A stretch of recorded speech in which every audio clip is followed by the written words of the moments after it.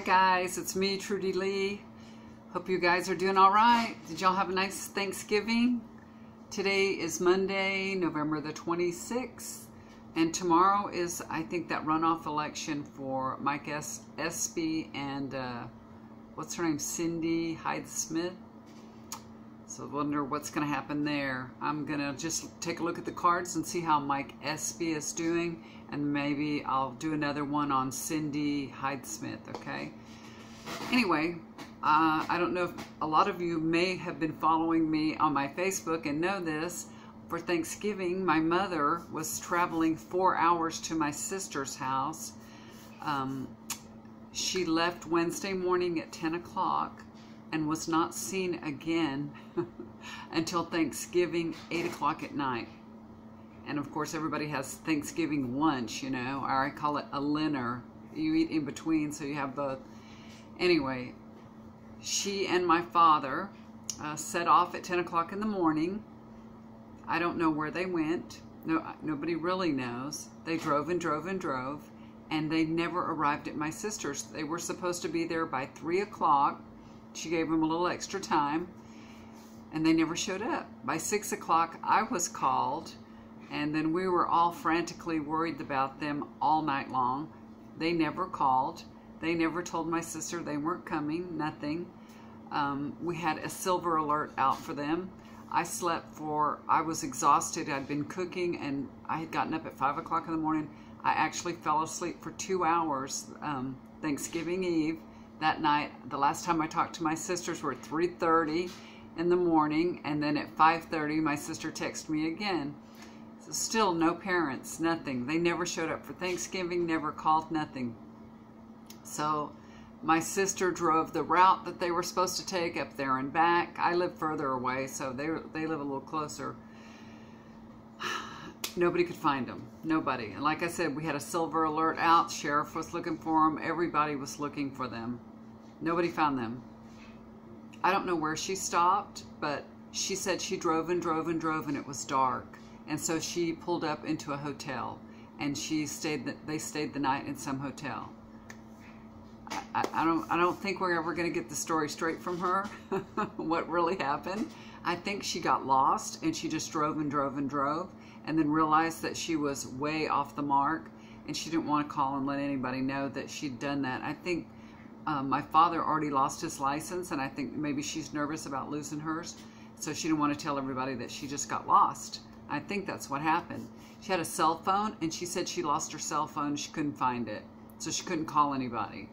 And I said, Mom, you could have used the phone at the hotel. And she told me there was no phone in the hotel. And I'm like, not possible. I said, why don't you go to the front desk and tell them you were supposed to be at Thanksgiving for your daughters? Can they help you? And she said, oh, everybody was from out of town. I said, the person that works at the front desk doesn't live out of town. They're local. I couldn't get a straight story from her, so I think she got confused.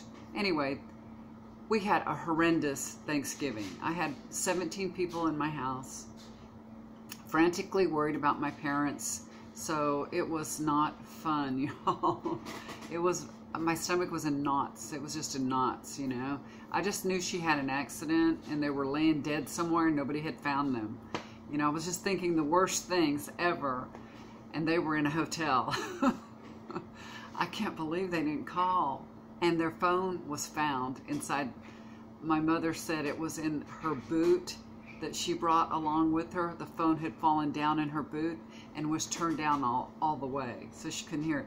This is her first cell phone, so she gets a pass on the cell phone. Anyway, I hope you guys had a good Thanksgiving. It turned out good because they were alive and fine and okay, so it turned out good. I had a good Thanksgiving. I still have parents. So it's all good, but it was stressful, and I hope you guys had a really good Thanksgiving. All right, let's see what Mike Espy has here. I'm going to go with the bottom of the deck, flavor of the reading. He gets temperance, so patience. We only got to wait one more day, right? Hopefully this count will be right and good. So it just says patience, a little patience, okay? And then his first card is the Lover's card. Yeah, it's not about love though. this is about choices that have to be made. And of course, you know, that's what voting's all about, is making choices. So that's just a reflection of the vote that's going to happen tomorrow.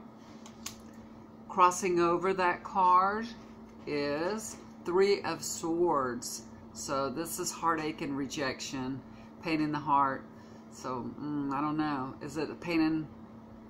That doesn't look good for him. So let's see what else comes. I don't like that card, but you don't know. You never know. Overlooking his situation again.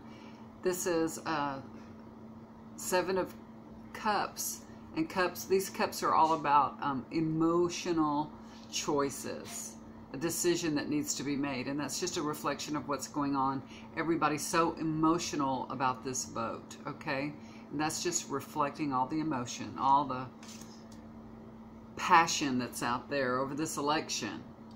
And this is the foundation of the situation. This is Knight of Pentacles. So this is just saying that Mike Espy is a very trustworthy, good guy, and he's gonna stick to this to the end, of course, towards the end. But this is just a reflection of what a great guy he is, you know.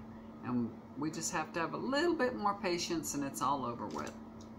Not really telling us what's gonna happen. Let's see. Here's the past for him. The past is the Fool. So when he started out on this journey, he had really great hopes, y'all. But I think he was a little bit naive about how difficult this would really be. Who could have known, right? All right. Then here's here's his future card. It's Page of Cups. So a message from the page says, persistence makes dreams come true. Okay, and also he brings a surprise. So there's going to be a surprise for Mike Espy. I don't know what it's going to be, but there's a surprise coming, y'all.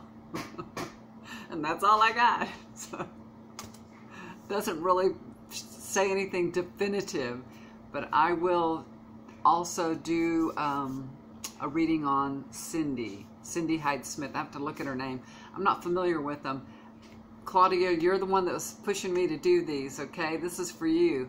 And I did not even know what Mike Espy looked like. And you were telling me I should be familiar with it now, so I went and looked him up. And I saw him. I didn't even know what... and I have heard about her, yeah, that she said some things about what... If there was a hanging, I'd be on the front row or something. So, yeah, she sounds like a real nice lady. Why do people say stupid things and they know that, you know, it can be taken out of context? Even if you didn't mean it like that, it's a horrible thing to say. That shows poor judgment on her part. I mean, really poor judgment. Okay, guys. Also, if you'd like to get a reading from me, look down below. I have a new email, trudyleetarot at hotmail.com. Yeah, I still do Hotmail, y'all. And I get a bunch of crap for it. But it's simple and easy for me. And, you know, when you get to my age, you don't like to change much, especially if you're a Taurus. And I am going to get Sagittarius out pretty quick. Probably tomorrow. The reading for Sagittarius, okay? All right, guys. Thanks a lot. If you like my videos, hit the like, subscribe to my channel, and hit the bell to be notified for the next one. And come and get a reading from me. I love doing readings for y'all. I do readings every day, and I'm really enjoying it. I love finding out about your lives and what's going on, because basically I'm nosy. What can I say? All right, guys. We'll talk to you soon. Love you. Do something kind for somebody. It'll come back to you. Bye-bye.